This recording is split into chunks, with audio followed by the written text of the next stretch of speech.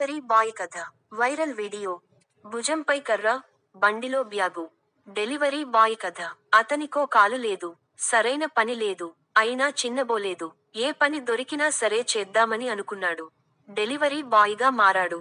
TVS moped వేసుకుని food delivery చేస్తూ సంపాదిస్తున్నాడు. ఇతరుల మీద ఆధారపడకుండా జీవిస్తున్నాడు. కూటి కోసం కోటి తిప్పలు అని సామెత ఉంది. నిజమే. జానెడు పొట్ట నింపేందుకు పనిచేస్తుంటాం. అందరిలా ఉంటే ఓకే. కొందరికి కాలు ఉండదు, మరికొందరికి చేతు ఉండదు.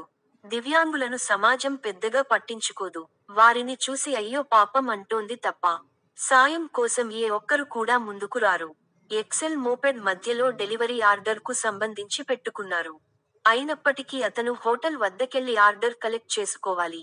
ఆ తర్వాత లొకేషన్ కు వెళ్లి ఇవ్వాల్సి ఉంటుంది. ఆర్డర్ ఇచ్చిన కొందరు పైన ఉంటారు. ఆ సమయంలో కష్టం అవుతుంది. జీవిత బండి నెట్టేందుకు ఆ